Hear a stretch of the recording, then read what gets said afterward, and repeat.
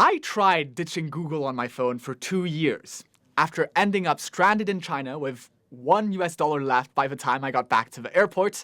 Here's why I'm crawling back. Why would you want to leave Google, anyways? Well, Google is literally on trial right now for monopolizing online advertising. From the apps you're using to the pictures you're taking, your browsing history to your location, Google uses all that data to sell and target advertising at you. I personally feel uncomfortable with them collecting all that data about me. So what, you bought an iPhone? Well, Apple's no angel here either. They collect almost as much data as Google, though to my knowledge they don't sell it to third parties. But after hearing they wanted to get into advertising back in 2022, I figured I'd try something else. Did you take your old Nokia flip phone? Well, my sleep schedule would probably get better, but I would have some questions from my boss. I needed a phone that can still run modern apps, but took out all the services and telemetry that I don't need.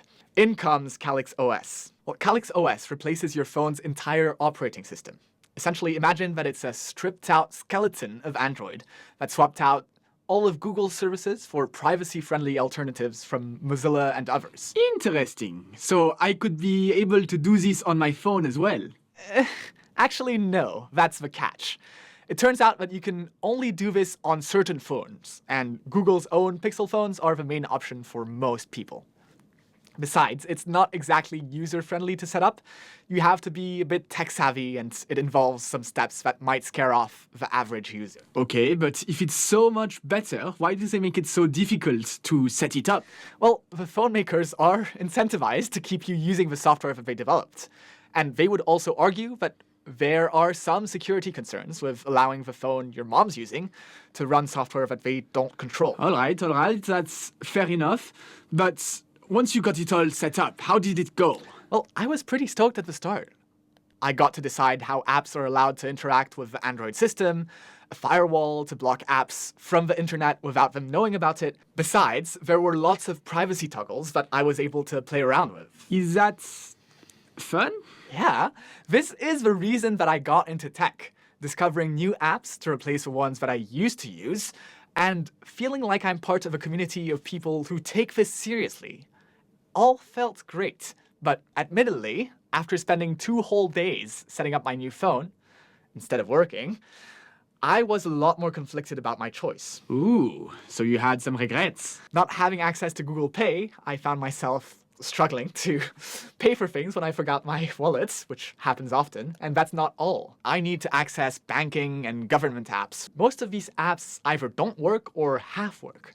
My bank app used to work and now crashes whenever I launch it. This was all really frustrating and got me in trouble several times. This summer, the breaking point was when I was on a reporting trip in Shanghai. I got sick, I lost my wallet and transit pass, and my phone, which is supposed to make my life easier, actually made everything so much harder. I couldn't use my banking app or WeChat to get money to pay for things. I almost had to beg the hotel receptionist for money just to get back to the airport, which was really embarrassing and got in the way of my work. What truly matters to me now is a phone that works when I need it. So I've decided to go back to using a regular Android phone with Google services. Oh, wow. So you're really deciding to go back on everything you had decided on 2 years ago? Well, privacy is a lot of work. On balance, the price of using a more privacy-focused phone running Calyx OS was not worth it for me. There's lots of people for who it might be worth it, though. I still totally support the mission Calyx OS is going for, and I'm at fault for trying to make it do things that it wasn't meant to do. And talking any longer is not something that I was made to do, so I'll leave you off for this time.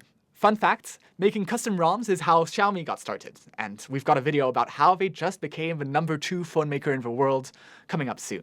I figured I'd scope out the competition too, so I ended up getting an iPhone and an Apple Watch to add to my MacBook. So this is the true walled garden experience. To be able to catch when the review of the 16 Pro and comparisons of iOS and Android come out, I guess you'll just have to subscribe. And until then, take care.